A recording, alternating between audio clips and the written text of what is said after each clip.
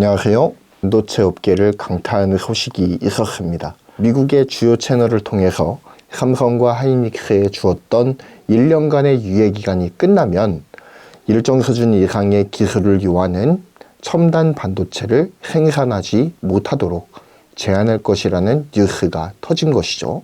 자, 이것이 우리에게 중요한 이슈인 이유가 있습니다. 지난번에도 말씀드렸듯이 우리나라 기업들이 중국에 매몰해 놓은 투자 비용이 상당하기 때문이에요.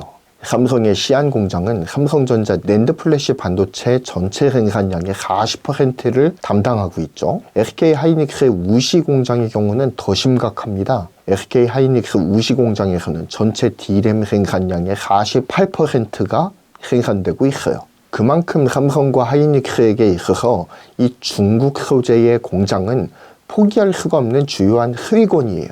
미중 관계가 그나마 좋았을 때에야 중국에 투자했던 이 어마어마한 액수의 공장들이 그들에게 엄청난 이득을 가져다 줬을 겁니다. 하지만 미중 간 기술 전쟁이 점점 점입 가경으로 치닫는 현재 상황에서는 삼성과 하이닉스의 중국 공장이 계륵이 되어 가고 있죠. 만약 미국이 삼성과 하이닉스에게 유예기간을 추가로 주지 않는다면 삼성과 하이닉스의 공장에 일정 수준 이상의 첨단 반도체를 만들 수 있는 장비가 아예 들어가지 못하는 사태가 벌어질 겁니다.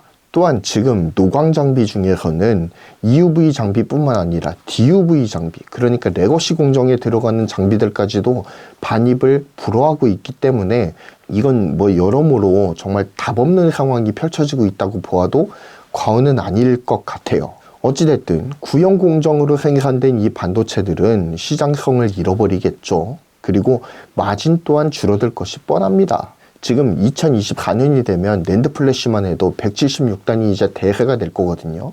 그런데 지금 삼성전자 시안 공장 같은 경우에는 128단을 만들고 있단 말이죠. 여기서 더 업그레이드를 못하면 그냥 128단에 머물러 있는 거예요. 또한 거대 장치 산업이자 자본집약적인 산업인 반도체 제조업의 특성상 공정이 지속적으로 업그레이드가 되어야지 시장에서 우위를 유지할 수가 있단 말이죠. 최신 공정을 사용해서 반도체의 용량과 성능을 업그레이드를 해나가야 돼요. 무엇보다 중요한 것은 최신 공정을 통해서 반도체 자체의 크기를 줄이는 효과가 있거든요. 그러면서 한 웨이퍼 안에 더 많은 양의 반도체 칩을 집적할 수 있도록 해서 규모의 경제를 더 크게 할 수가 있다는 이점도 있죠. 하지만 일정 수준 이상의 반도체 생산을 금지하게 될 경우 유예기간 없이 그것이 적용될 경우에는 이런 기술 향상의 이점을 전혀 누리지 못하는 상황이 중국 공장에 펼쳐지게 될 겁니다. 한마디로 삼성과 하이닉스 전체 생산량에 엄청나게 큰 파이를 차지하고 있는 이 중국 공장의 효율과 마진이 전체적으로 떨어져 버린다라는 거죠. 물론 두 회사가 중국에서 생산하는 제품들은 첨단 영역에서 벗어난 보급형 제품들이라는 점을 부인할 수는 없을 겁니다. 기술 도태의 위험성은 상대적으로 작다는 거예요. 물론 현재 상황에 한해서 드리는 말씀입니다. 현재 스펙으로도 어느 정도는 버텨나갈 수 있을 거예요. 하지만 이러한 중국 공장이라고 하더라도 지속적으로 공정을 업그레이드 하지 않으면 아무리 범용 공정 위주로 돌아가는 공장이라고 하더라도 경쟁력이 뒤처지는 것은 매한가지예요. 그러니까 단기적으로는 우리 기업들에게 타격으로 다가올 수밖에 없다는 이야기입니다. 이는 곧 삼성과 SK 하이닉스의 매출 타격으로 단기적으로는 다가올 가능성이 높죠.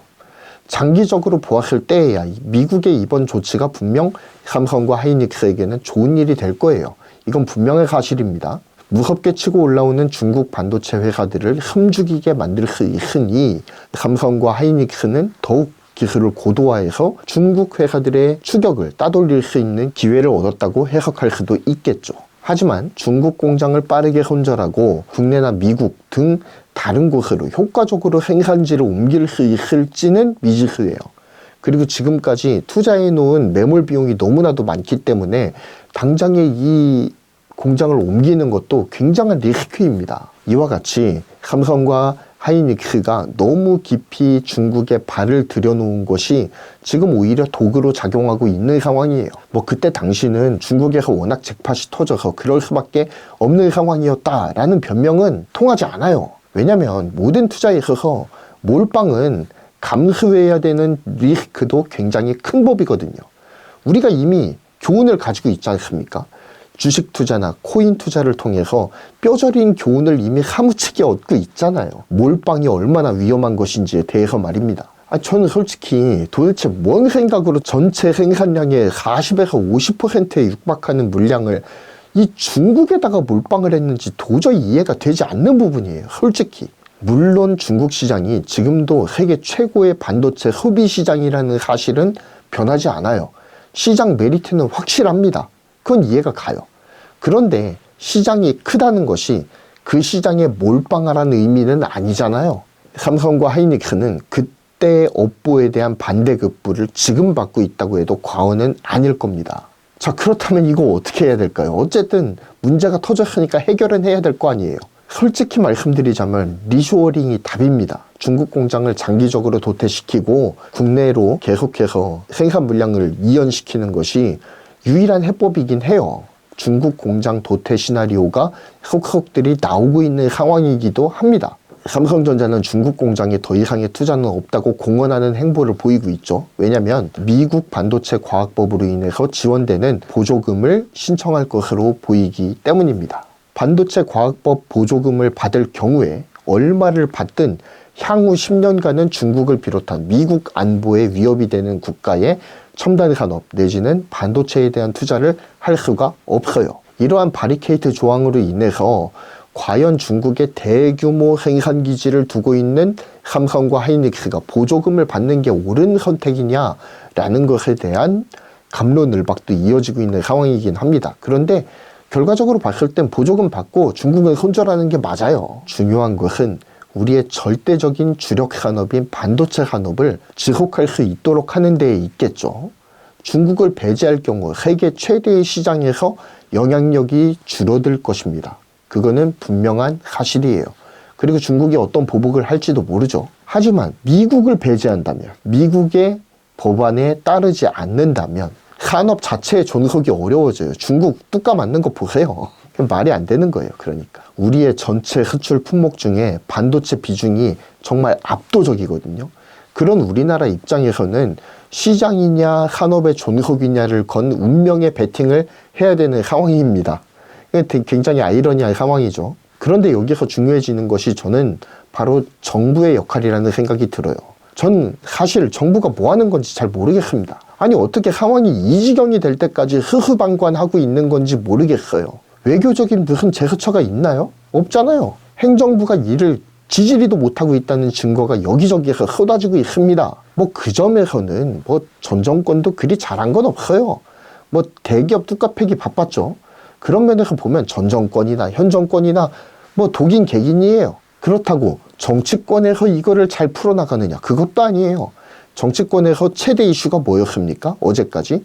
뭔 이재명을 체포하느니 마느니 가지고 치고받고 싸우고 있잖아요, 지금. 그 덕에 기업만 죽어나가는 현 상황이 계속 이어지고 있는 겁니다. 이재명이야 뭐 잘못이 있으면 벌 받으면 되고 잘못 없으면 뭐 풀려나겠죠. 뭐 그거야 우리 알 바 아니에요.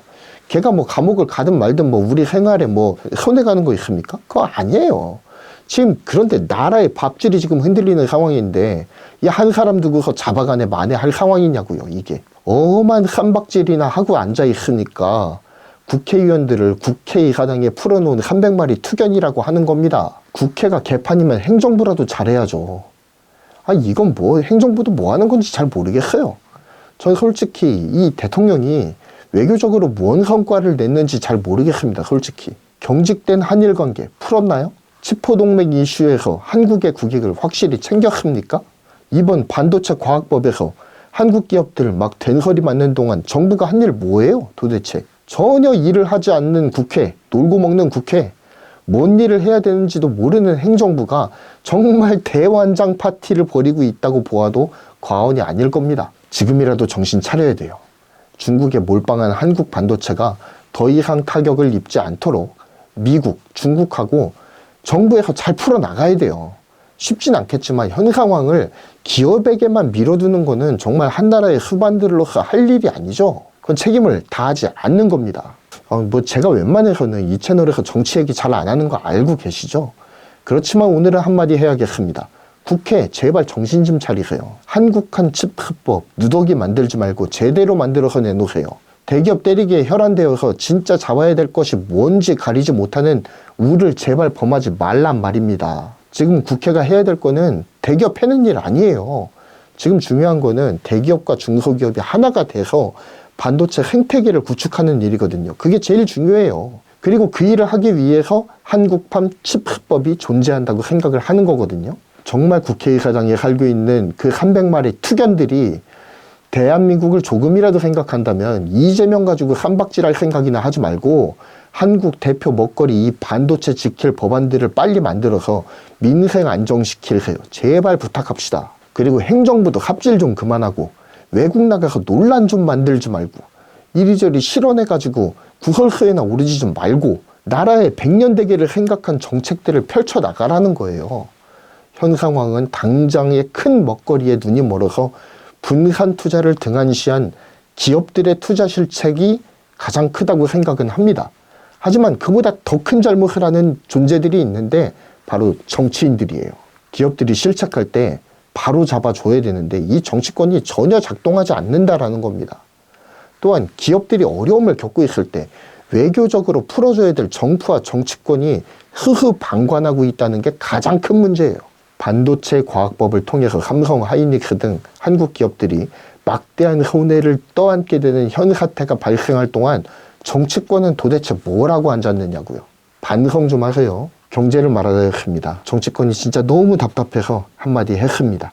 죄송합니다. 먹어야 될 욕이 있다면 먹겠습니다. 다만 현 사태를 풀 열쇠는 정부와 정치권에 있다는 제 생각에는 변함이 없어요. 어느 편을 드는 거 아닙니다. 여야 뭐 어느 편 드는 거 아니에요. 정치권 싸잡아서 다 문제예요. 여가 됐든 야가 됐든 모두 정신 못 차리는 것 매한가지입니다. 힘을 합쳐도 모자를 파는 싸우고 있고 진짜 뭐 하자는 건지. 뭐 구독, 좋아요, 알림 설정을 힘차게 외치고 싶지만 뭐 여러분의 판단에 맡기겠습니다. 뭐 제 이야기가 공감이 가셨다면 눌러주시면 감사하겠습니다. 감사합니다.